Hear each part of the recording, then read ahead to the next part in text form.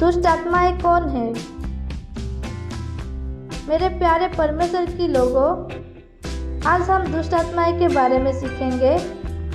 दुष्ट आत्माएं गिराए हुए स्वर्गदूत है, जैसा कि प्रकाशित वाक्य 12:9 उल्लेख करता है कि तब वह बड़ा अजगर अर्थात वही पुराना सांप जो इब्लिस और शैतान कहलाता है और सारे संसार का भरमाने वाला है, पृथ्वी पर गिरा दिया गया और उसके दूत उसके साथ गिरा दिए गए। शैतान का स्वर्ग से गिराया जाना चिन्ह स्वरूप यशायाह 14:12-15 और यजेकल 28:12-15 में वर्णित किया गया है।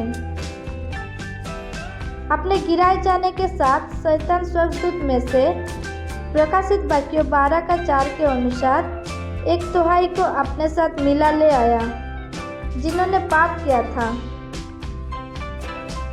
यहूदा 6 उन स्वर्गदूतों का उल्लेख करता है जिन्होंने पाप किया था। इस तरह से बाइबल के अनुसार दुष्ट आत्माएं गिराए गए स्वर्गदूत हैं, जिन्होंने शैतान के साथ परमेश्वर के विरुद्ध विद्रोह किया।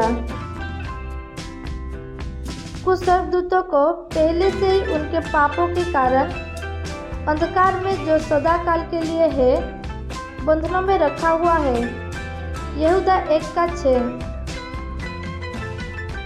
जबकि अन्य घूमने फिरने के लिए स्वतंत्र है और जिनका संकेत इफिसियों 6:11 इसे कुलुस्सियों 2:15 के साथ मिलाकर देखें। मैं इस संसार के अंधकार के हाकिमों दुष्टता की आत्मिक सेनाओं से हैं जो आकाश में हैं। दुष्ट आत्माएं अभी भी उनके अगुवे शैतान का अनुसरण पवित्र स्वर्गदूत के विरुद्ध परमेश्वर की योजना को और परमेश्वर के लोगों को बाधा पहुंचाकर असफल करने के अपने प्रयास में युद्धरत है। आत्मिक प्राणी होने के नाते दुष्ट आत्माओं के पास एक भौतिक शरीर में वास करने की योग्यता है।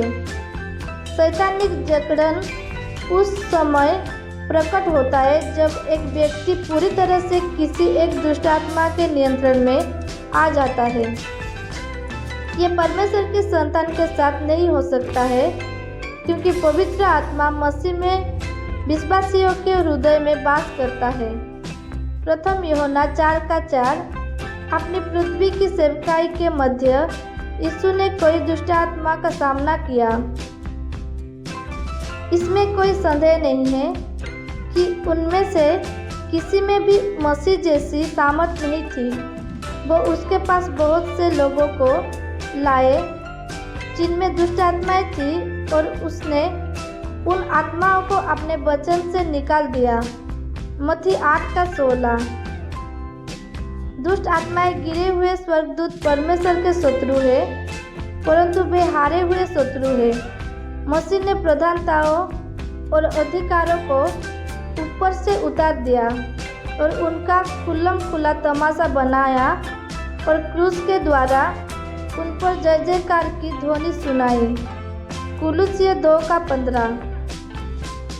जब हम स्वयं को परमेश्वर के अधीन और इब्लिस का विरोध करते हैं तो हमें किसी का डर नहीं होना चाहिए, क्योंकि जो तुम में है वो उससे जो संसार में है बड़ा है। प्रथम यूहन्ना 4:4। आमीन।